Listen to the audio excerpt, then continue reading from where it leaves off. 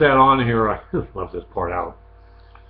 In a sense, both Iran and the United States are trying to encourage each other to abide by Westphalian principles. Both countries at times have violated. We did in 1953 when concerned with the Soviet Union, which had troops in Iran and northern Iran after the end of World War II, with the control of oil, which was seen as so important. Folks, get off the oil kick. Buy electric cars sooner rather than later, so we don't have to be dependent upon this awful source of energy. It's disgusting. It poisons the air. Anyway, there was a democratic election in Iran, and a man named Mossadegh was elected. And his major platform, and Iran was an independent country, it had never been a colony, was that the government would nationalize, that it would take over the major oil company, which was controlled by Britain. And Britain, concerned with, because there's no oil in Britain, or wasn't at that time, its access to oil supplies, resisted and joined us in a little CIA caper to overthrow that government, which we did. Overthrowing governments is not exactly in line with the Westphalian system. And installed the Shah of Iran, who had lived outside the country for years, who was not elected, never had elections, who built up a huge police force, secret police, and military, who aligned himself with us against the Soviets, and who really alienated the Islamic religion.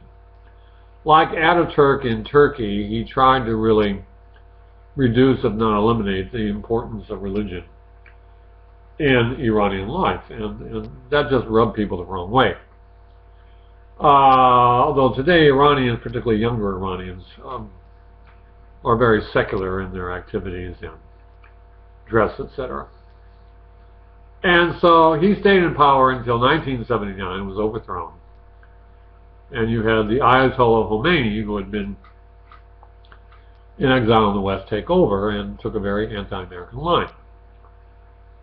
And then, as part of that, 79, they violated the Westphalian system by taking our diplomats hostage, which you don't do. Not just of us, but of other Western nations as well. Again, portrayed in the film Argo.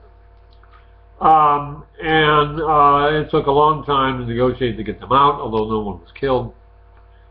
And since then, as you see in the video I have posted up, Iranian leaders, without directly apologizing for it, realized it was a mistake. And now, with, for example, Britain reopening its embassy in Tehran, the quid pro quo, the agreement is that neither side will violate these basic Westphalian principles. And we certainly have made it clear that we're not going to be intervening to try to influence domestic Iranian politics. Though, when demonstrations and all that break out, the hardliners in Iran basically blame us, which is, I think, silly. But it's always good to blame an outsider. Even here we tend to do it. So it's really about bringing Iran and getting both sides, and we started both sides agreeing, to abide by the Westphalian system. You don't invade other people's embassies and take their members hostage. You don't intervene and overthrow governments. And then, of course, Iran feels a bit of antagonism toward us because in the Iran-Iraq war, we have supported Iraq, which began the war. Iran didn't. Iraq did.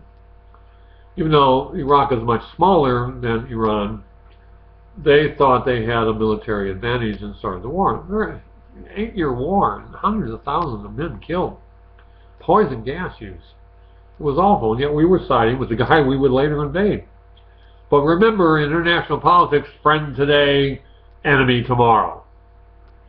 Think of the Soviet Union. They were allies in World War II, then they became our enemy. The Japanese were our enemy, then they became our allies.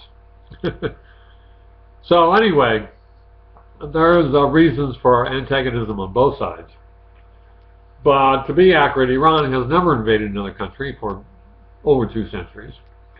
But it does support groups like Hezbollah, which we certainly feel antagonism towards because they are anti-Israeli. Yet they are on our side in trying to defeat this group in Iraq and Syria, ISIS. And unlike the Russians, they are not supporters of the Syrian regime, which is not Shia. They are a small Islamic group, neither Shia nor Sunni. So we'll see what happens. But again, you know, if you want an ideal world, don't get involved in politics, particularly international politics. It is messy. It's always messy. When Nixon went to China in 1972, the Chinese were assisting the North Vietnamese in shooting down our aircraft. American pilots were killed by Chinese missiles. Yet he went there.